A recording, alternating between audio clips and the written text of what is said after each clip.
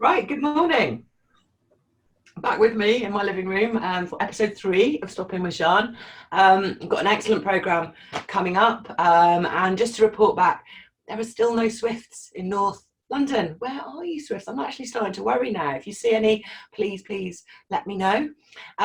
This week we've seen real exposés of the government's poor decision making and poor planning for the risks of a pandemic, the lack of action in terms of putting together the ventilator plan, for example. Really worth reading the Financial Times on that, as well as the big timeline that's been in the Sunday Times as well. It's all incredibly shocking. And we've also seen that not until after a very long delay, after they'd given up on containment and not yet moved into lockdown, did we actually see the scientific advice that the government had. And scientists have been saying this week now how much their advice had been ignored, and yet none of us, not the opposition parties, not the general public, were able to see that scientific advice. And this is definitely worrying in terms of making decisions in a crisis situation, because things like freedom of information don't cover this. Government advice in terms of making decisions while those decisions are being made is exempt. There's basically a big hole in the powers that the Information Commissioner has. Centre for Public Scrutiny have been looking at this and looking at ways in which we can fill the gaps to make things more collaborative, get scrutiny going again in councils and in places like the GLA that are very hard pressed at the moment, because we cannot do without scrutiny. Without scrutiny, we know that's how bad decisions get made. We've seen some really serious examples of it. And the Centre for Public Scrutiny also say we can't just be putting off doing the decisions, working out how to do this for a few months, assuming things will get back to normal. We've seen the lockdown extended. We can't assume we're going to be able to do what we did before within a few months. So we have to find new ways of doing this and new ways of working with opposition politicians, being more open with the public about the advice you're getting and the decisions you're making. So that's my lesson for the week. Coming up on the programme later on today, we're looking at some of the risks faced by people who are already in vulnerable groups facing risks, and how those might be getting worse during the crisis. I'll be talking to Benali Hamdache, who is the co-chair of the LGBTIQA+ Greens and a City Hall Assembly candidate for the May election, which is next year now. So I won't be seeing him as a colleague in the near future, but hopefully next year. We'll be talking about the particular vulnerabilities faced by the LGBTIQA+ community, 3 out of 10 of which had already been experiencing problems at home before the lockdown occurred. And I'll also be looking at the problem of finding a free toilet when you're travelling in London. This is something we were working on in the Assembly before lockdown, and we'll have a film coming up later on. So it needs 50p. No change given either. No change given. So I have a pound on me. You have a pound. You've got a pound. I have no change. So more from me and Caroline Russell later. Everybody needs the loo, and some people find it impossible to travel without them. So now let's move to having Benali on. Hello, Benali. Nice to see you. Nice to see you again. We work together quite a lot. I'm looking forward to having you as one of my Assembly colleagues soon. So how are you doing today, and where are you today? What are you up to? I'm good, thank you. I'm down in Highbury, doing quite well. My fridge has stopped working, so I have to identify why that's happened and what the mystery smell emitting from the fridge is, but I'm sure it's a good task for today to get fixed. Okay, so I'm all in favour of mending things, but fridges are quite difficult. So we're going to focus today on online support for LGBTIQA+ people, and with all of us in lockdown in homes that may not be happy, these people are reliant on online support. So Benali, tell us about this. Why is this important to you, and what was your home life like? Yeah, so this is an issue I'm really passionate about. I grew up in a household that it wasn't easy to be gay. Me and my dad perhaps had what could be generously described as a fiery relationship. And for me, that meant that when I was 16, 17, trying to work out who I was, who I loved, and what life was going to be like, I didn't get that acceptance at home, and it was quite a hostile environment to try and explore and navigate, and it was a really uncertain time. And I just think of young people in that situation having to navigate that similar kind of territory in a lockdown, where, you know, everything is much more intense, when the spaces that you might try and escape to, or the opportunities you have to feel accepted or comfortable in your own skin, be that a specific youth club or pride, are suddenly curtailed. And so actually our online communities become so much more important. When I was a young man, I'm very grateful to an online forum called Gay Youth UK, which just gave people the opportunity to chat in safety. And I think, you know, I remember talking a lot about Michelle Branch on that forum, but it was just an opportunity to feel really comfortable in your own skin and find out who you were, and feel supported. We are in a position now where online spaces are even more developed, and we have some great charities out there providing some great support to all the communities. So whether that's Gendered Intelligence and Mermaids supporting trans youth, there's work that Stonewall does for the whole community, and great services like the Switchboard, which provide kind of helpline and support there. We are in a really great space. So actually providing those services is really, really important, and so any support that we can do to make sure those services are well kept and maintained is really important. And I guess the other thing to think about is, what can we make happen online that would previously be in person? So again, when I was 16, 17, going to a youth club that was for young LGBT youth was really important and really valuable for me. It meant that I could sit in a space of safety, talk to people that I knew, and feel comfortable in my own skin. Suddenly that's cut off. So what can we do to make sure those services are happening online, so people are still getting the support that they need? So, you know, we're in this transition period, but anything we can do to speed along that process of providing these services online is really important. Yeah, no, I mean, I as you know, I work in the London Assembly looking at youth services and the cuts that have been made to youth services. In this year's survey, we asked councils about whether they provide dedicated LGBT spaces, and very, very few do. We'll be publishing that research soon. In terms of online support, I mean, I can't imagine what it would be like to be in your situation and not be able to get that online support. And you've been subject to some recent attacks online for standing up for the provision of exit buttons on websites. Can you tell us about what they are and what happened? Yeah, so Mermaids is a trans charity that supports young children who and young adolescents who are working through kind of their gender identity, and unfortunately, it's become kind of at the centre point of a bit of a culture war, which is really kind of impacting you know, the charity and the services it provides, which is a real frustration.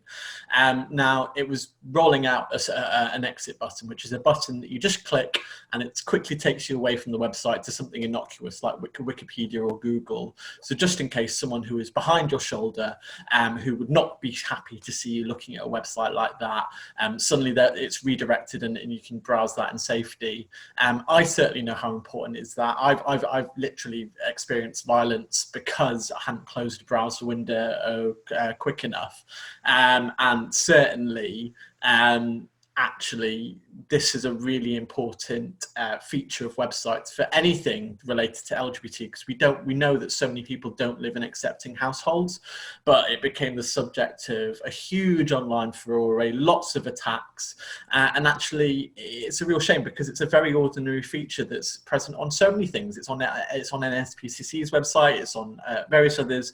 So definitely use my platform to try and say that this is something entirely ordinary. sadly, not everyone lives in an accepting house, and actually helping people navigate spaces online safely is so important right now, particularly when people are dealing with lockdown. And there are really important stories about people who might have been living independently and might have had bad relationships with their parents, but because of the situation are having to move back home. I'm in the lucky position to have a job where I'm furloughed, but I'm being paid my full salary. But I know lots of people whose work has kind of evaporated, and they're finding the situation of, can they afford to live in London?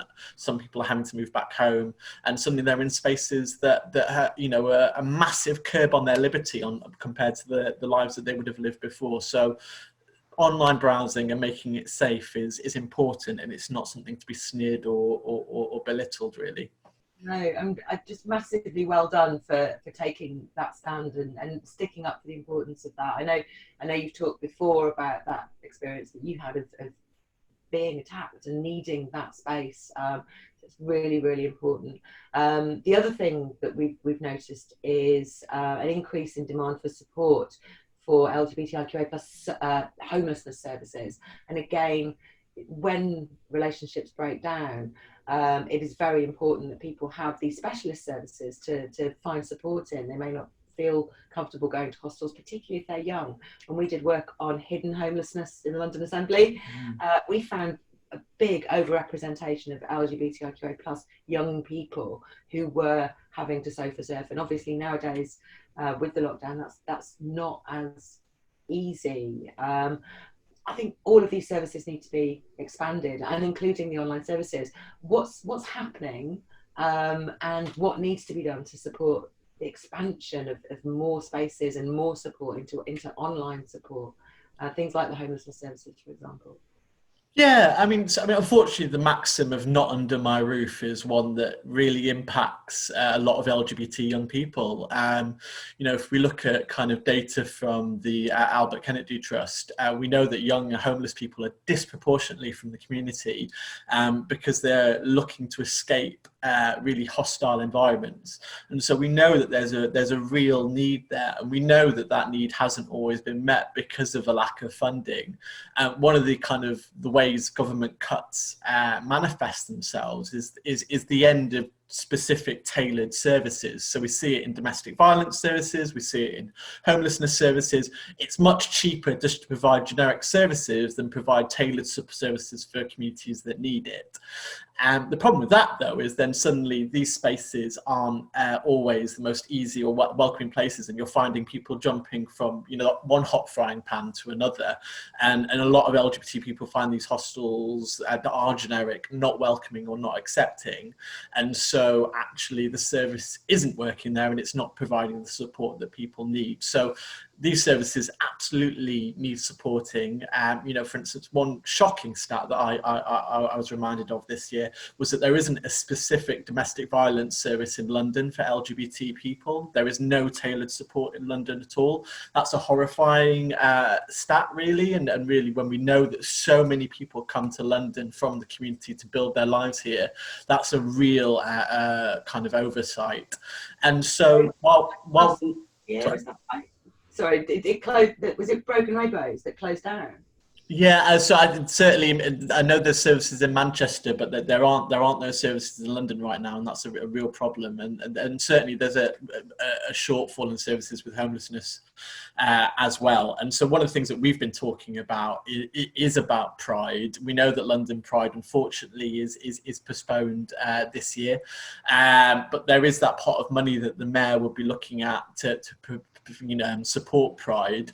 What can we do with that funding to make sure that services are well supported, whether that's helping services transition to online or making sure these bespoke homelessness services actually have enough funding. And certainly that's one of the great ways that we as Greens on the Assembly can have a real impact. It's by spotting these opportunities for where the mayor's powers can make a real difference for Londoners.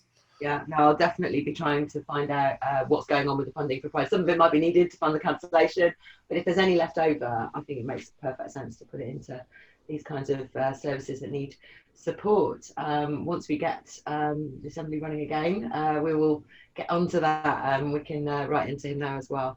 So I'm going to have to let you go now. Thank you so much. Thank you so much for coming in. What are you going to be doing with yourself now that the election's postponed? What's the plan? So there's two projects I've got. One is looking after my partner who's had some foot surgery. So I'm kind of basically a full-time carer now. I do a lot of fetching and carrying, which, hopefully is well appreciated. And if it's not, we'll be having words. And the other project I've done, I've done a big FOI of all the councils in the country, looking at anonymous CVs and whether or not councils are using them to help make sure that their workforce is more diverse. And I've got the data that will hopefully show whether or not they make an impact and whether or not councils are doing them enough. So I'm going to be sat with a lot of spreadsheets and a lot of comparisons and hopefully making a really great case for a really important piece of Green Party policy I'm very passionate about. Okay, I love a good spreadsheet. Good luck with that. Thank you so much for coming on, Benali. Thank you. I'm turning off now. Sorry about that. Super. So thank you again to Benali. He does amazing work as the co-chair of LGBTIQA Greens, and as far as I can tell, never stops working. So now we're going to move on to toilets. In the Assembly in January and February, we have the Mayor's budget process, and this year we've managed to uncover that the Mayor had essentially lost £71 million down the back of the sofa in a reserve fund that he sort of sat on for some time. So we challenged him to come up with ways to spend that on building London's resilience now. And one of the proposals we put forward was to make toilets on the tube system that do exist free and to massively increase the number of toilets. We before lockdown, to be absolutely clear, we made a film, Hunting for Toilets on the Jubilee Line, and we can show you that film now. It's me and Caroline Russell trying to find a loo. Hello, we're here at Bond Street Station and we're investigating a hidden problem in London, which is the lack of loo provision. So I've got with me Caroline Russell, my colleague from the London Assembly, and also Sophie, whose project Loo Codes is trying to do something about the problem. Tell us about it. So I'm Sophie, I'm from London Loo Codes, and we are tweeting out the keypad codes for various cafe chains across central London so that people can look them up on Twitter, and we also have an open access Google document where people can go and look it up, and it's all arranged by nearest tube station. Fantastic. So should we go in and have a look, see what we can find? Let's do it.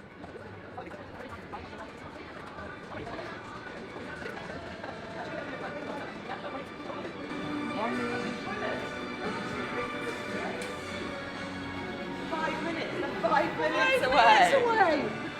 Oh my god. So if you were desperate.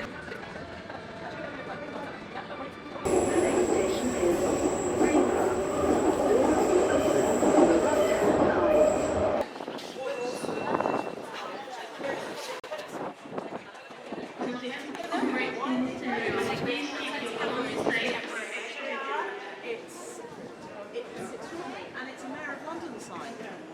Yeah.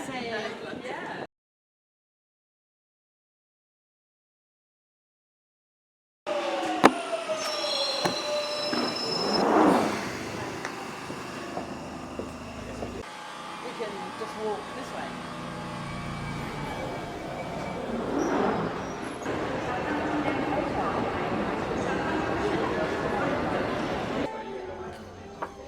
So it needs 50p. And no change given either. No change given. So I have £1 on me. You have a pound. You've No got a change. pound. I have no change. Hold on.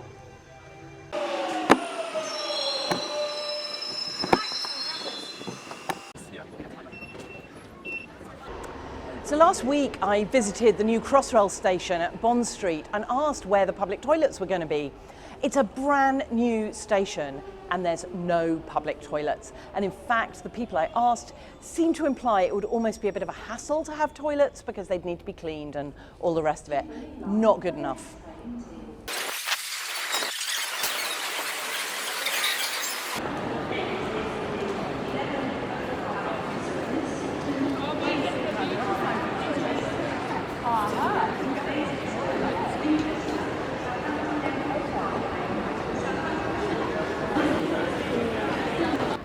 As you can see, we've travelled 2 miles across London on the tubes, and the first toilet we found that is free to use is here in the Network Rail Waterloo station. These were made free last year, and the people here using the toilets were very, very pleased to find a free toilet for them to use. This is something I think the Mayor of London and Transport for London should be providing on their network as a public service. It's something that Caroline and I on the London Assembly have put forward in a budget amendment last month. This month the Mayor hasn't taken up our suggestion in his final budget. We think that's wrong, and I would definitely correct this if I were Mayor of London, because Londoners deserve free wheeze.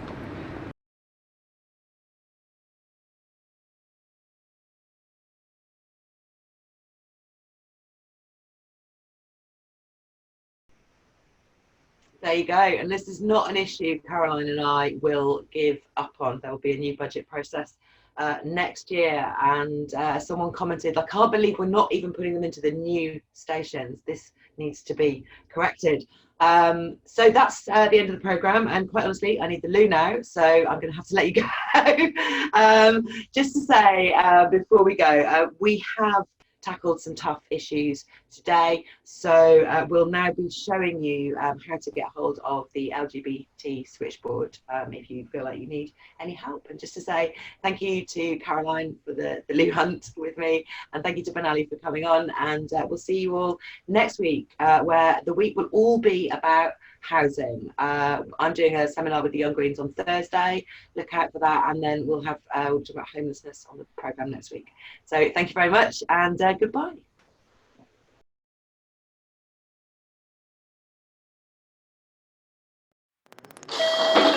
Victoria Line